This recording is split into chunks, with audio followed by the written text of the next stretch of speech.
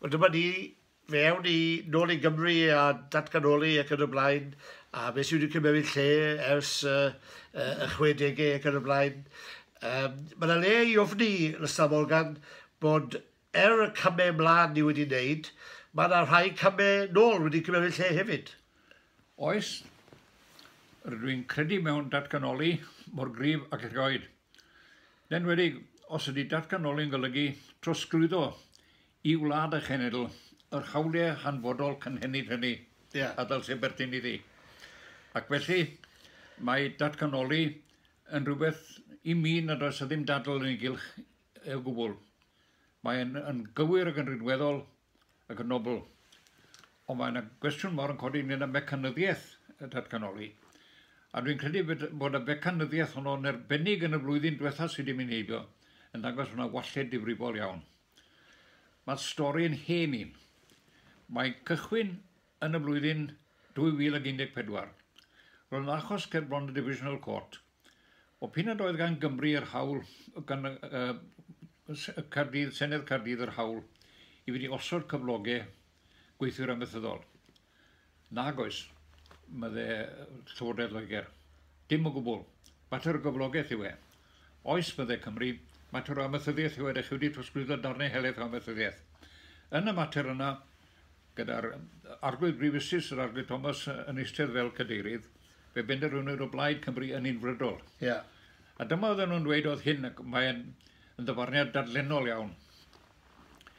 Lle mae gyda chi drosglwyddiad dros y blynyddoedd mewn unrhyw faes arbennig sy'n sylweddol o ran hawliau amaethyddiaeth yr enghraifft, yna, oni bai fod yna unrhyw gymal yn neilldio hwnna yn arbennig, neu deithriad o hwnna fe, yna mae'r dybiaeth o chi wedi trosglwyddo y cyfan arall, the silent transfer procedure. Be mae hynna'n olygu mewn cyfanswm bod yna ganoedd o hawliau gan Gymru dan nhw wedi meddwl bod y posibiliadau o ddadleuon ynglyn â'r ffiniau ac yn y blaen yn ddihysbydd. Mi gododd y llywodraeth wrth gwrs fel ydych chi'n disgwyl mewn panic. A be wedyn, nawr te, den ni wedi cael yn darbwyllo bod chi yn bobl eiddfed iawn yng Nghymru a bod y bryd i chi i gael Reserve Constitution. Cyfansoddau yn eilledig yr un fath ar Alban a Gogledd Iwerddon. Be mae hynny'n olygu? Bod chi'n trosglwyddo'r cyfan, ond a B ac ec, gyda a, b ac ec, yn bethau mawr, ond bethau cyfangedig.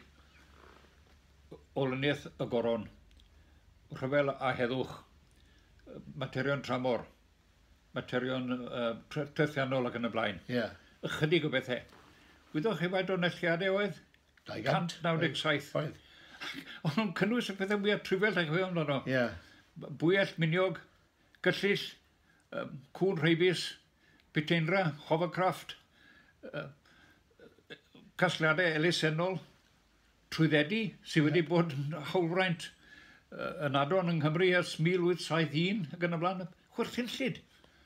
Mae'n ymddangos eich fel bob tro gofynwyd un o fan ar India'r Whitehall, beth eich eisiau neilldio, i ateb oedd pob blinky bell hwn i feddwl. Wel achos dwi'n ddim yn hapus roi pwer. Popeth sydd yn fach, a'n eich diraddio chi fel cenedl, byddwn ni'n falch o'i neilldio fe.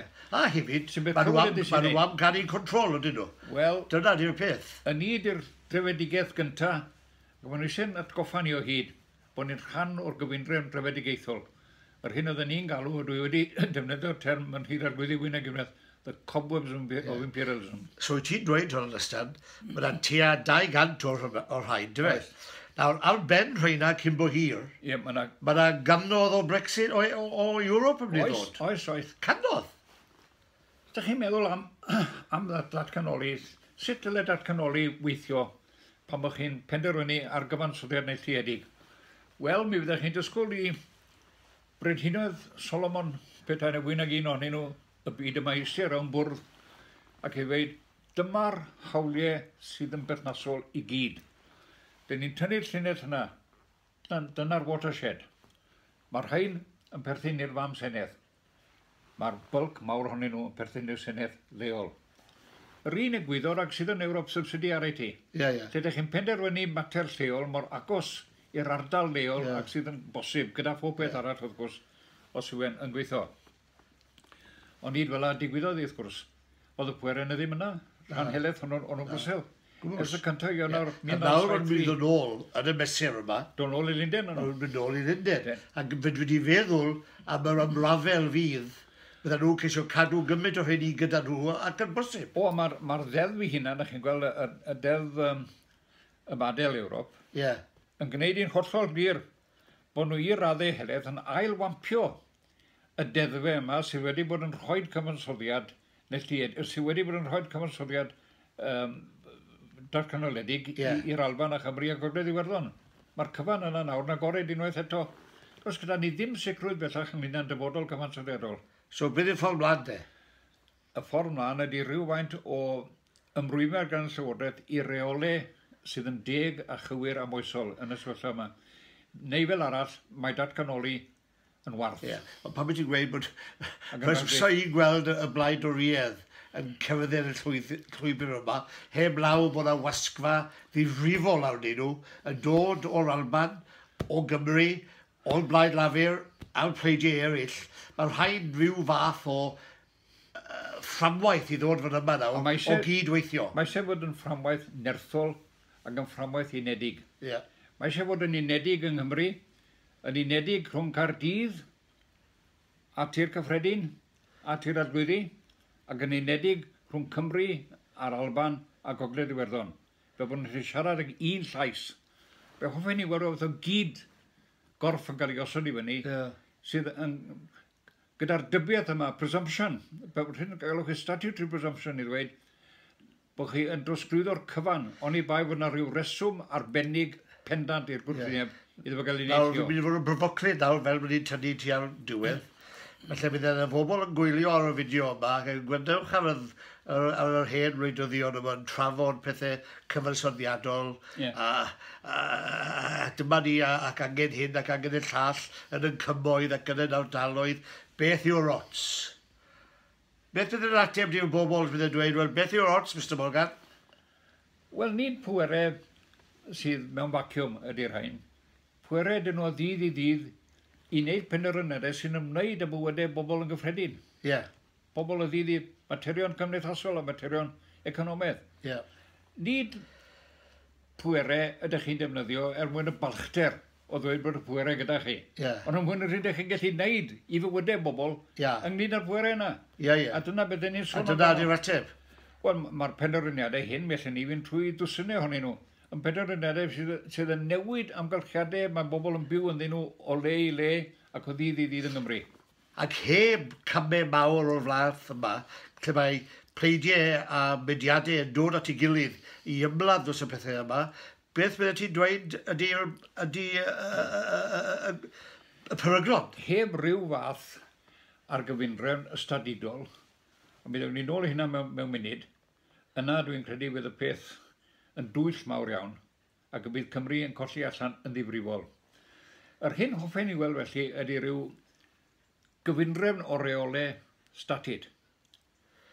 Galwch chi hynny'n Statws Ddominiwn neu fynwch chi. Mae Statws Ddominiwn yn y marn i ddigon eang a ddigon hyblyg. Mae wedi newid yn fawr iawn rhwng y statws oedd yn bodoli ddim ond rhwng Australia a New Zealand a Canada a De Affrig a Prydain yn ei dydd.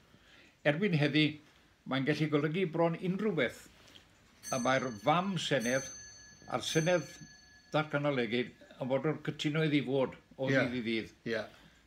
A mi allai ddigwydd dwi'n gallu fel ni yn Cyswllt Cymru, lle bydde gyda ni wedyn y fframwaith ystadudol yna, a bydde am ddiffyn ni rhag y mandariniaid. Wyt ti'n gweld y Statws Ddominiwn hefyd yn gwestiwn bydde'n rhan o mesur yr Alban a Gogledd Iwerddon a Chymru?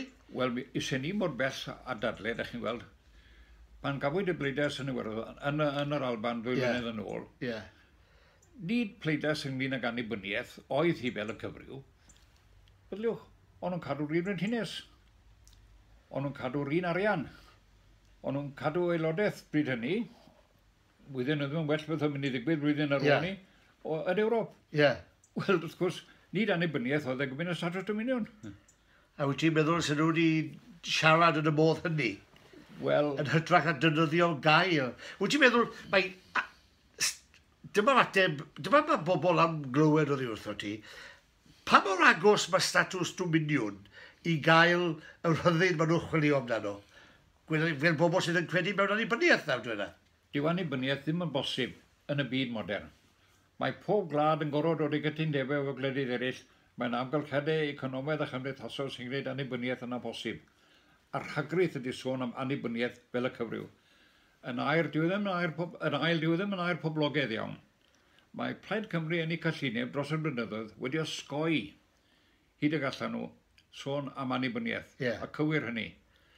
Yr hyn byddai ni'n anelu amdano ydy mesur helaeth o ymreolaeth sydd yn caniatáu ni yn resymol i fyw yn bywydau ochr yn ochr a Lloegr, ac yn rhan o'r gyfundrefn Brydeinig, ac eto gyda rhyddid eang a helaeth dros ben.